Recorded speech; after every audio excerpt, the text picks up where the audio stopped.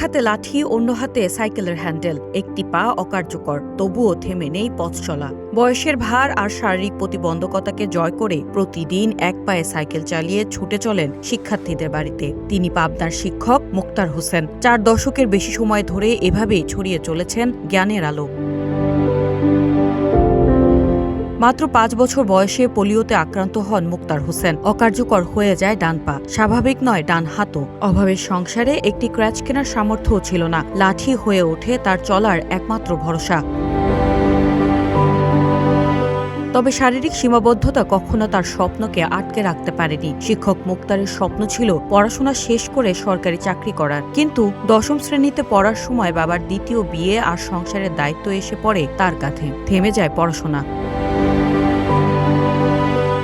সংসার চালাতে শুরু করেন মুদির দোকান। অবসরে কয়েকজন শিক্ষার্থীকে পড়াতেন। ভালো ফল করতে শুরু করে তার শিক্ষার্থীরা, বাড়তে থাকে পরিচিতি। একসময় দোকান ছেড়ে শিক্ষকতাকেই জীবনের পেশা হিসেবে বেছে নেন তিনি। কিন্তু শিক্ষার্থীদের বাড়ি বাড়ি গিয়ে পড়ানোও ছিল এক কঠিন লড়াই। দীর্ঘ পথ হাঁটা সম্ভব নয়, রিকশায় চলার সামর্থ্যও নেই। তাই এক পায়ে সাইকেল চালানো শেখেন। পড়ে গেছেন বহুবার, পেয়েছেন আঘাতও, কিন্তু থামেননি একটিবারও।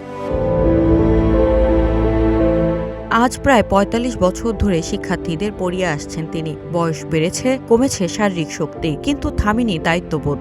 এখনো প্রতিদিন এক শিক্ষার্থীর বাড়ি থেকে আরেক শিক্ষার্থীর বাড়িতে ছুটে চলেন মুক্তার হোসেন। আর বয়স যখন 5 বছর, তখন আমার পোলিও হয়। পোলিও হওয়ার পর আমার এই পাটা নষ্ট হয়ে যায়। নষ্ট হয়ে যাওয়ার পর আমি লেখাপড়া করি, অবশ্য ঠিক, কিন্তু আমি ক্লাস 10 পর্যন্ত লেখাপড়া করে আমি আর লেখাপড়া করতে পারিনি। ছাত্র মেধাবী ছিলাম, কিন্তু কপালে হয়ে ওঠে নাই। মুদিখানার দোকান করার পর আমার সংসার চলে নাই। তখন আমি টিউশনি যাই, টিউশনি করে আমার সংসার কোনোরকমভাবে চলে। পড়ানোর পর আমার মনে করেন যে 1 বছর বাদে এ বাড়ির থেকেও বাড়ি, ও বাড়ির থেকেও বাড়ি, এরকম আমার ওই লগা ব্যাস হয়। ব্যাস হলে বলে তাতে দেখি কোনোরকমভাবে আমি চলে যাই, আমার সংসার চলে যায়। তখন আমি ওই ঠিক পড়ানোর পরে যাই। এক ছেলে আর 2 মেয়েকে নিয়ে ছোট্ট টিনের ঘরেই তার সংসার। বড় মেয়ের বিয়ে দিয়েছেন, ছোট মেয়ে পড়ছে 9ম শ্রেণীতে। ছেলেকে সিঙ্গাপুরে পাঠাতেও করতে হয়েছে ধার দেনা। সব মিলিয়ে টিউশনি এখন পরিবারের প্রধান আয়ের উৎস।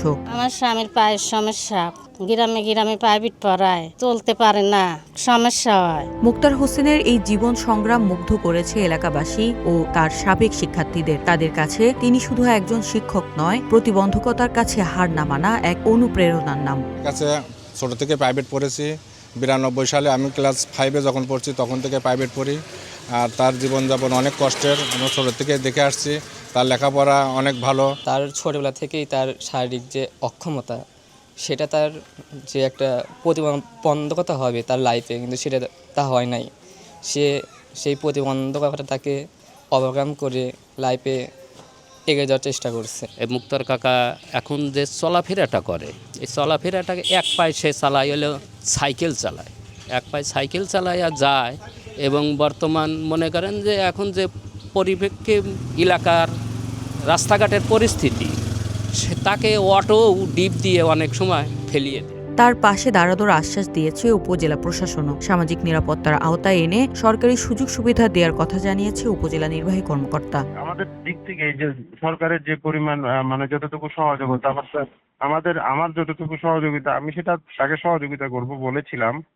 আর বিষয়টা হচ্ছে সামনে যে ইয়েগুলা আছে, যে সামাজিক নিরাপত্তা খাতের আওতায় উনি তো মনে হয় এন্ট্রিভুক্ত নাই, যতটুকু আমি জেনেছি।